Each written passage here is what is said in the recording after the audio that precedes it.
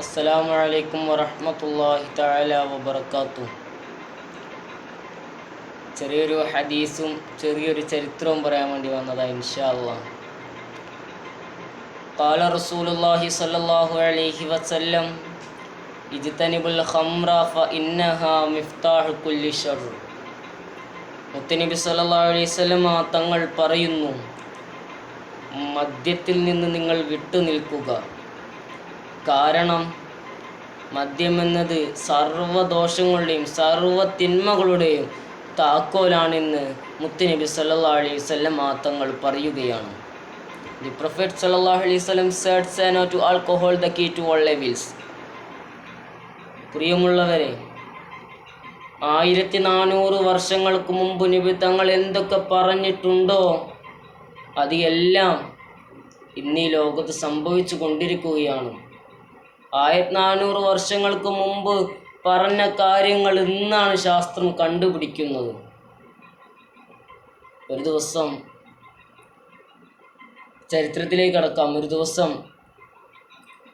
സ്വഹാബിമാരെല്ലാവരും കൂടെ മരുഭൂമിയിലൂടെ നടന്നു പോകുന്ന സമയത്ത് ഒരു കഴുതയുടെ ശബ്ദം കേൾക്കുകയാണ്. സ്വഹാബിമാർ തിരിഞ്ഞു നോക്കി, എല്ലാ സ്ഥലത്തേക്കും നോക്കി, കഴുതനൊന്നും കാണുന്നില്ല. അവിടെ സ്വഹാബിമാർ കുറച്ചും കൂടി നടന്നു. ഫ്രണ്ടിലേക്ക് ഇങ്ങനെ നടക്കും തോറും കഴുതയുടെ ശബ്ദം ഇങ്ങനെ കേൾക്കുന്നുണ്ട്. ഇതുപോലെ 3 തവണ ഇങ്ങനെ ആവർത്തിച്ച് അവർ കേട്ടു.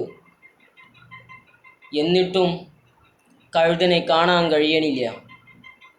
സ്വഹാബിമാർ അവിടെ അടുത്തൊരു ചെറ്റപ്പര കണ്ടു. അവിടേക്ക് കയറി ചെന്ന് അവരെടുത്ത് ചോദിച്ചു, ഉമ്മ, ഇവിടുന്ന് ഇങ്ങനെ ഒരു കഴുതയുടെ ശബ്ദം കേട്ടിരുന്നു, എന്താണ് അത്? പക്ഷെ കഴുതനെ കാണാൻ കഴിയണില്ലല്ലോ എന്ന് ചോദിച്ചു. അപ്പോൾ അവിടെ നിന്ന് ആ ഉമ്മ പറയുകയാണ്, സ്വഹാബിമാരെ, ആ കഴുതയുടെ ശബ്ദം നിങ്ങൾ കേട്ടത് എൻ്റെ മകൻ്റെ ശബ്ദമാണ്, എൻ്റെ മകനാണ് ആ കരഞ്ഞത് എന്ന് പറഞ്ഞപ്പോൾ ചോദിച്ചു. അവരെല്ലാവരും അത്ഭുതപ്പെട്ടു പോയി.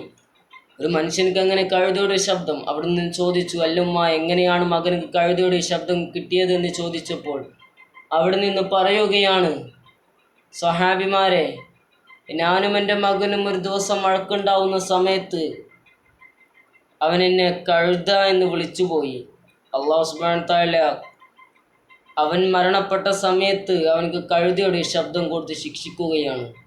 ആ ശബ്ദം ഇന്നും എൻ്റെ കാതുകൾ ഇങ്ങനെ കേൾക്കുമായിരുന്നു എന്നിങ്ങനെ മുത്തുനബി സല്ലല്ലാഹു അലൈഹി വസല്ലം തങ്ങൾ പറയുകയാണ്. അല്ലാഹു സുബ്ഹാനഹു വ തആല നമ്മളെല്ലാവരെയും കാത്തു രക്ഷിക്കുമാറാകട്ടെ. നമ്മൾ മാതാപിതാക്കൾ, ഗുരുനാഥന്മാർ, നമ്മൾ സ്നേഹിക്കുന്നവർ, സഹകരിക്കുന്നവർ എല്ലാവർക്കും അല്ലാഹു ആഫിയത്തോടു കൂടിയുള്ള, ആരോഗ്യത്തോടു കൂടിയുള്ള ദീർഘായുസ്സ് അല്ലാഹു കൊടുക്കുമാറാകട്ടെ. ആമീൻ യാ റബ്ബൽ ആലമീൻ.